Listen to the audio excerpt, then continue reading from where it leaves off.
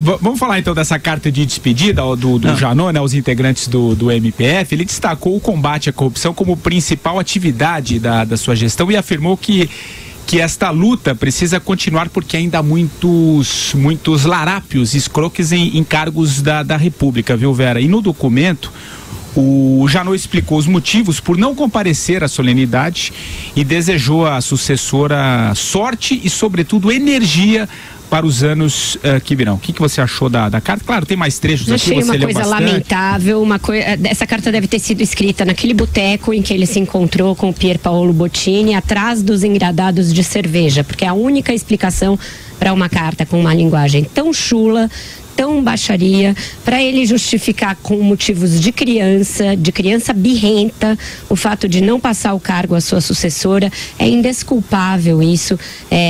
Não se trata de um cargo dele, não é uma propriedade do senhor Rodrigo Janot. A Procuradoria-Geral da República é uma instituição séria e ele deveria tratá-la com a mesma seriedade. Ele se perdeu na gestão dele, para mim, no afã de aparecer. A partir do momento que ele achou que ele era um arqueiro das flechas de bambu, ele foi se perdendo e aí terminou a sua gestão de maneira melancólica, colocando em xeque não só o seu legado, como também boa parte do trabalho da instituição que ele comandava.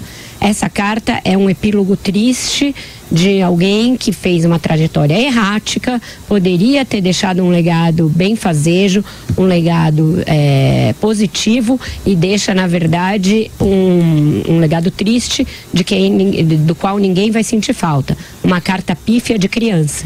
O que você achou, Madu? Olha, pode ser até que a carta, pode ser a coisa birrenta, mas tem um trecho que ele fala assim, ele relega à história o julgamento final sobre o papel dele. Eu acho que isso, nesse ponto, eu concordo com ele. Eu acho que somente o tempo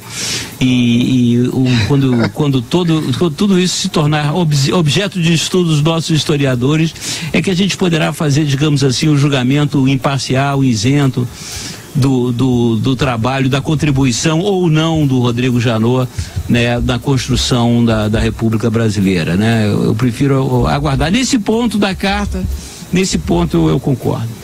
E você, André Azar? Mas, Madu, só faltava o Janot querer controlar também o tempo histórico, né?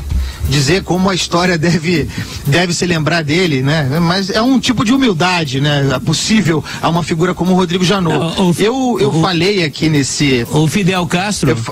Eu falei aqui nesse... O Fidel Castro, André, falou que a história ia absolvê-lo. Pelo menos o Rodrigo não falou isso. Não, o Fidel Castro falou que a história iria absolvê-lo. Pelo menos isso o Rodrigo Janot não falou. Isso. Não falou, possível, e a história não absolverá nenhum dos dois. A história não absolverá nenhum dos dois, tá?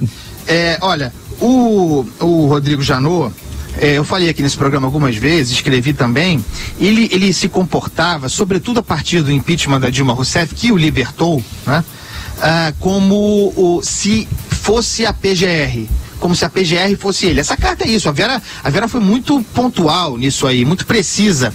Como se a Procuradoria-Geral da República tivesse acabado ontem ao fim da sua gestão. É tudo muito mesquinho, tudo muito pequeno. Você veja que desde o momento em que ele teve de vir a público, ele não tinha alternativa para dizer que havia outras gravações de Joesley Batista omitidas, né? Porque a Polícia Federal o faria, se não a Polícia Federal, a Raquel Dodge o faria. Desde que ele veio a público dizer isso, obrigado, repito, ele não tinha alternativa, não foi um gesto generoso ou institucional da parte dele, ele não tinha alternativa. Desde aquela segunda-feira, faz 2 semanas, a gestão dele tinha acabado, ele não tinha mais credibilidade, estava sob suspeita. O que alguém numa posição com uma réstia de dignidade, de honradez, de responsabilidade, deveria ter feito?